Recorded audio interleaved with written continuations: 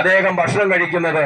എന്നിട്ട് അദ്ദേഹം ഈ കാറ്റ് പറയുന്നത് തിരിയുന്നില്ലെങ്കിലും അദ്ദേഹം പറഞ്ഞു വന്നത് അദ്ദേഹത്തിന് ക്യാൻസർ രോഗം ബാധിച്ചു, ഓപ്പറേഷൻ നടത്തി, കഴുത്ത് തുളച്ച് പൈപ്പിട്ട് ആ പൈപ്പിലൂടെ ദ്രാവക രൂപത്തിൽ അദ്ദേഹം ഭക്ഷണം കഴിക്കുന്നത്. നമുക്കറിയാം വൈദ്യശാസ്ത്ര പ്രകാരം കഴുത്ത് തുളച്ച് പൈപ്പിട്ട ഒരു വ്യക്തിക്ക് പിന്നീട് സംസാരശേഷി നഷ്ടപ്പെടും, അത് തിരിച്ചു കിട്ടില്ല.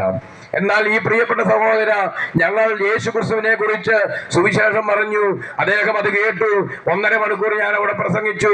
ഈ പ്രസംഗം കഴിഞ്ഞപ്പോൾ ഈ മനുഷ്യൻ ഗണേശൻ എന്ന് പറയുന്ന വ്യക്തി ചാടി ഏറ്റുവന്ന്, ഇതുപോലെ ഒരു കോഡ്ലെസ് ഫോൺ എന്റെ കയ്യിലുണ്ട്, അദ്ദേഹം ചാടി വന്ന് ഈ കോഡ്ലെസ് ഫോൺ തട്ടിപ്പറിക്കാൻ ശ്രമിക്കുകയാണ്. ഞാൻ ആദ്യം കൊടുത്തില്ല, പക്ഷെ പിന്നീട് പുള്ളി വീണ്ടും വീണ്ടും ഈ പറയുന്നത് കാറ്റാന്ന് ഓർക്കണം, എന്താന്ന് പോലും മനസ്സിലാകുന്നു, എന്ത് പറയാനാണ് ഈ മൈക്ക് മേടിക്കുന്നതെന്ന് പോലും അറിയത്തില്ല.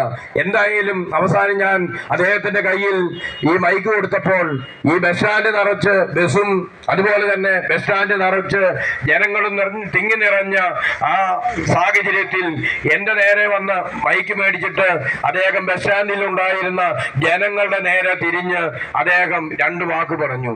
അദ്ദേഹം പറഞ്ഞ വാക്കിതാണ്, യേശു ദൈവമാണ്, യേശു മാത്രമേ ദൈവമായിട്ടുള്ളൂ എന്ന്.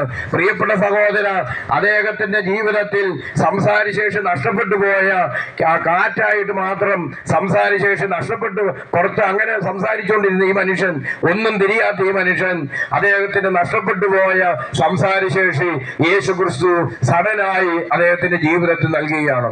സുവിശേഷ പ്രഘോഷ സമയത്ത് യേശുവിൽ അദ്ദേഹം വിശ്വസിച്ചു. ആ യേശു അദ്ദേഹത്തിന് നഷ്ടപ്പെട്ടു പോയ സംസാരശേഷി വീണ്ടും നൽകുകയാണ്.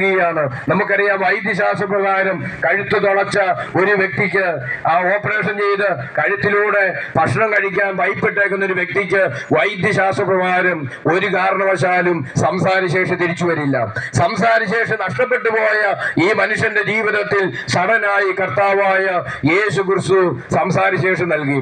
പ്രിയപ്പെട്ട സഹോദരങ്ങളെ, അവിടുന്ന് ഞങ്ങൾ അതിനുശേഷം ഈ മനുഷ്യൻ പ്രാർത്ഥിക്കാൻ പറഞ്ഞു, അദ്ദേഹത്തിന്റെ തലയെ കൈവച്ച് പ്രാർത്ഥിച്ചു. അത് കഴിഞ്ഞ് ഞങ്ങൾ തിരിച്ചു പോന്നു. പ്രിയപ്പെട്ട സഹോദരൻ,